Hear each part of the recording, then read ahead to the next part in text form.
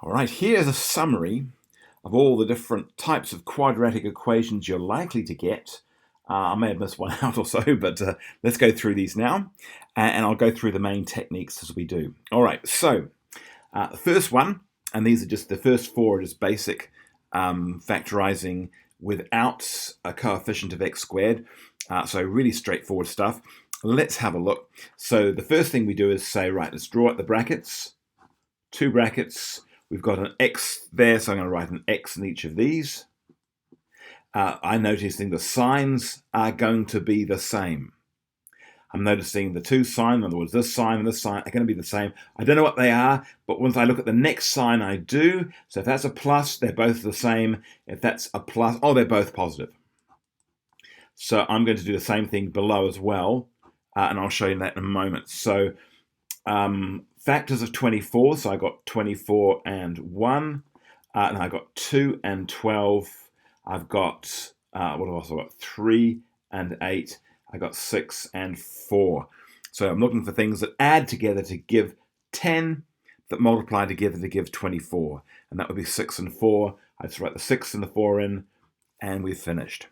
So that's the first one. All right, so let's apply that same rule. So I've got the two brackets. Because I've got an x here, and not a 2x or 3x or something, I just write the x here and an x here. Factors of 12, so factors 12 are 1 and 12, 2 and 6, 3 and 4. Now, I'm noticing the signs are the same.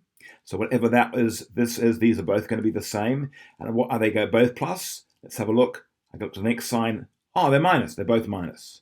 So I put a minus and a minus. So that means the same. That means they're both minus. This means they're the same. This means they're both plus. So I'm looking for signs. Three things that add or subtract to get a 7. And that's going to be 3 and 4. Nothing else adds or subtracts to 7. Now, they can go. It doesn't matter where they go. 3 goes there. 4 goes there. Either or makes no difference. And I'm done. Next one. So brackets. I've got my x here. So I'm going to write an x here and an x here. The signs are different this time. So one's a plus and one's a minus. Does not matter which order these go in. Now, I'm looking at factors of 60. So factors of 60, of course, are going to be 1 and 60, 2 and 30. Let's go 4 and 15. And what else we got? 6 and 5. 6 and 10. What am I doing? 6 and 10. All right. Oh, it looks like we've got there already because 15 minus 4 is going to be 11. So we know the signs are different. We also know the bigger of the two signs, the two numbers, the biggest of the two will be positive. So signs are different. Biggest of the two numbers will be positive. Which of the two numbers? Well, 15 is, we're going to chosen these two here, 15 and 4.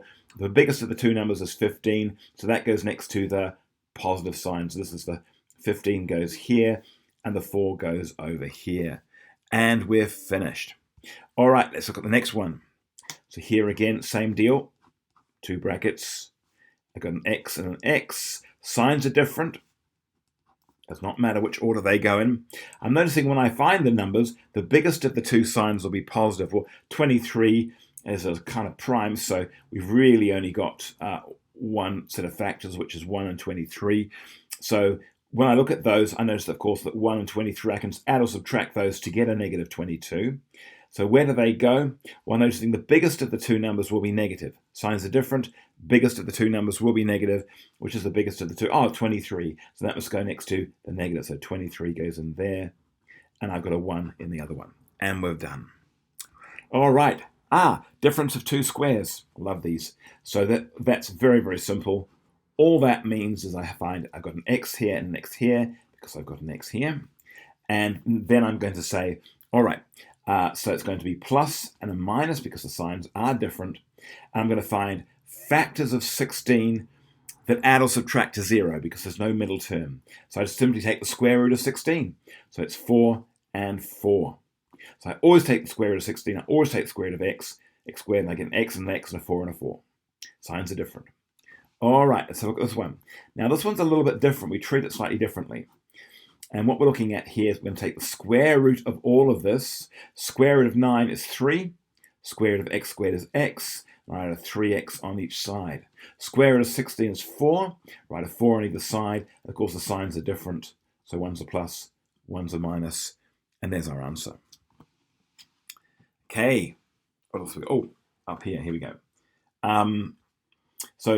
We've also got a difference of 2 squares here, by the way, as well. So let's just write those out here. I'll do this one first. Yes, I've got an x and an x. Square root of x squared is x. Square root of a 9th is going to be 1/3.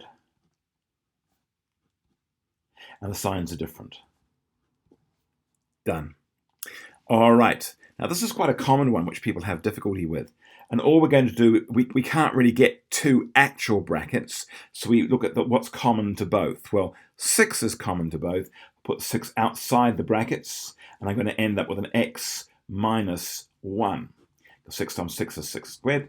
Sorry, my bad. 6 times 6, x squared is 6x squared, and 6 times negative 1 is negative 6. Then we can say, but this is also the difference of 2 squares, because this bit here is actually x plus 1, x minus 1. And I can put the 6 in front, and we are done. All right. Now, this one isn't the difference of 2 squares. This is a square, a perfect square. So let's have a look. We've got factors of 4, which are 1 and 4, 2 and 2. And we're noticing that we've got x and x. The signs are going to be the same, and they're both positive. Okay, so we're wanting numbers that multiply to 4 and add to 4. Well, only 2 and 2 will do that, so I get 2 and 2. But because these are the same, I can write x plus 2 all squared, and that's how I need to express my answer for that one. All right, let's take a look at the next one. Now, the next one is actually very similar to everything else we've pretty much done, except I'm noticing everything here is divisible by 2. So I'm going to put a 2 outside the brackets. I'm going to divide everything by 2. So this becomes an x squared. This becomes a 9x, and this becomes a plus 8. So we're looking at a 2. I'm going to put my 2 sets of brackets now. I've got an x and an x. Now I'm noticing that looking for factors of 8 that add to negative 9. So the signs, first of all, are the same, and they're both negative. So negative and negative. And factors of 8 that add to 9, well, that's 1 and 8. Yeah, 1 and 8 is nice. If I put an 8 and a 1, negative 8 and negative 1 is negative 9, and negative 8 times negative 1 is positive 8. So there is our answer. Notice we've got 3 parts to it this time, a 2, negative 8, and a negative 1. Okay, now here's a quadratic, which this time we're going to just, again, factorize. It doesn't have an end term. So all we do is we say, well, what's common to this and this? Well, 2x is common. So 2x times what makes x squared would be x. 2x times what makes 6x would be 3. So I'm going to have 2x and then x plus 3, and there's my solution. That's all I do. The final one, we have a coefficient of x squared. Now this one here is where it gets a little challenging. And the way I'm going to solve this is by division. So I'm going to say, well, 2 times 5 is 10. So factors of 10 are 1 and 10, 2 and 5, and that's all I've got. So I'm going to write down my factors. Because I've got a 2x here, I'm going to write a 2x here and a 2x here. Signs are different. Biggest is positive. Signs are different. Okay, so I'm looking for numbers here that will add or subtract together to give a 3. Well, 2 and 5 will add or subtract together to give a 3. So which one goes where? Well, we know the biggest of the 2 numbers must be positive. The signs are different. The biggest of the 2 numbers is positive. Which is the biggest of the 2? Oh, it's 5. So 5 must go next to the positive, and the 2 must go over here. Final step. Can I divide this by anything? No, I can't. Can I divide this by... Oh, I can. I can divide that by 2. 2 goes into 2x x times, and 2 goes into -2, -1 times. So my final solution is 2x plus 5, x minus 1. And that is my solution.